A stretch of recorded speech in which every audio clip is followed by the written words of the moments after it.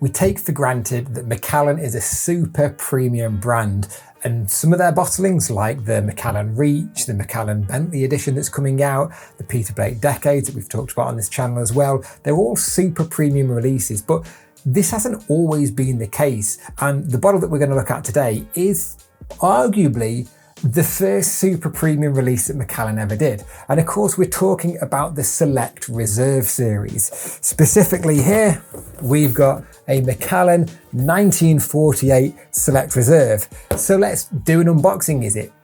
But before we do that, what did this cost originally? This cost £2,000. So bear that in mind, people, that back in the day, this was a £2,000 bottle RRP that didn't sell out quickly. Now, first things first, we've got this lovely big white cardboard box. So let's take a look inside it. Well, we've got these tabs here, and inside it, we have got a cardboard tube. Pretty simple tube, and you know what, Macallan, that is not super premium. Look at your James Bond releases. I slated them because I hated those cardboard tubes, and they were a very expensive bottle that came in a tube. But look, back in the day, Macallan knew what they were doing. Look at this. Inside the tube, we've got a really nice wooden presentation box, and we've also got a big certificate. So we'll come back to the certificate in a second. Let's take a look at the box itself first. Well, you can see it's a really beautiful solid wood box. Let's put it down on the table here. And then if you undo this lovely little piece of ribbon holding the box together. Oh, where's the bottle? Don't worry, we took the bottle out. We didn't want to be having it on its side and things while we were doing it. But look at that. That is a really beautiful, elegant wooden box that also serves as a display stand for it. So inside the box, you've got your little leaflet, which gives you all the details about the Select Reserve, including the whiskey. So let's talk a little bit about the whiskey. It says the Macallan 1948 has been selected from only 3 casks, each judiciously safeguarded through its 51-year lifespan. So it is amazing whiskey, and it was fermented in the last hours of 1947, forming part of the first parcel of spirit distilled in 1948 in our particularly small direct-fired stills. So it's a really fascinating bottle. So the whiskey itself is remarkable. Now I'm going to bring the bottle in here. Here's the bottle. I had it already unpacked here. The whiskey itself is incredible. It's a 1948 whiskey. So it's old, you know, it's mid 20th century when it was distilled. It's 51 years old, people. We've got this one priced at just over £20,000. So bear that in mind. 20 grand buys you a 51-year-old 1948 vintage. But there's more, and it gets better.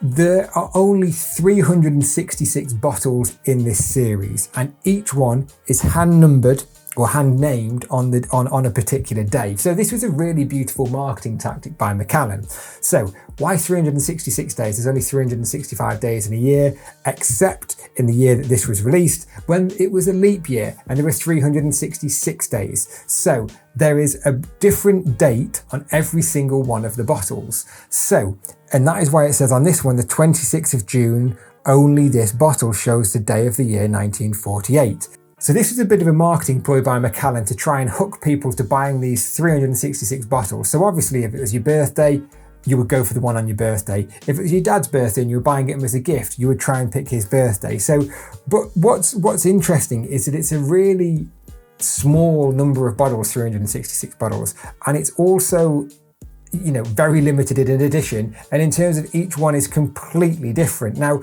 not only did these bottles come as they are, we saw that certificate come out of the box earlier. So let's take a look at the certificate here.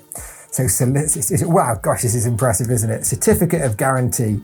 The distillers of Macallan bear witness that the holder of this certificate is the spiritual owner and guardian of a bottle of the Macallan 1948 carrying a unique date corresponding to one of the 366 days of 1948. I got it wrong earlier. It was the 1948 was the leap year, not the year that it was released.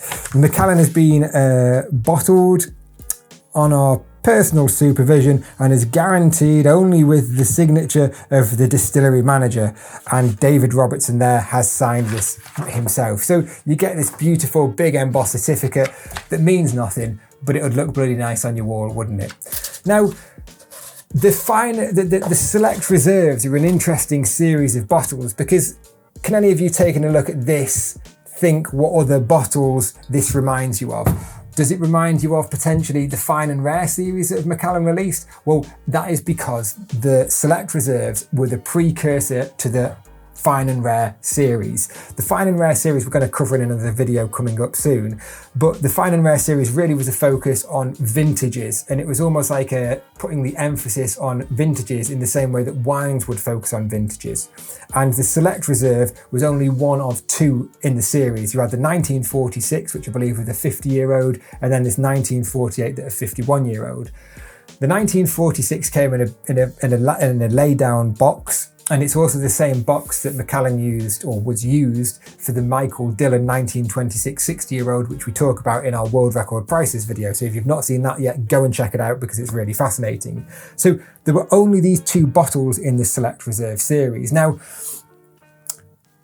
it's really interesting. The 1946 was a 52-year-old, I've just remembered. I'm getting everything wrong today, aren't I? Sorry, it's been a long day. But you got to look at the price of this. You know, we're asking about just over £20,000 for this for a client. It's not our bottle, we're selling it on behalf of a client. There's been very few sold. Actually, 13% of all those 366 bottles have ever hit the market, and that's in 25 years. So only 13% in around 25 years have ever hit the market. You know, the record hammer price at auction is £18,500. And if you look at the average prices in 2022-21, it's about £14,000 hammer. In 2020, there were about a dozen of them sold, and the price is still around that 13.5 grand. You go back to 2019, there were about 15.5 grand, but there was only two sold. So this is a really interesting and strange bottle in terms of its pricing, in my perspective. So yes, this is priced at over what you could buy it at auction.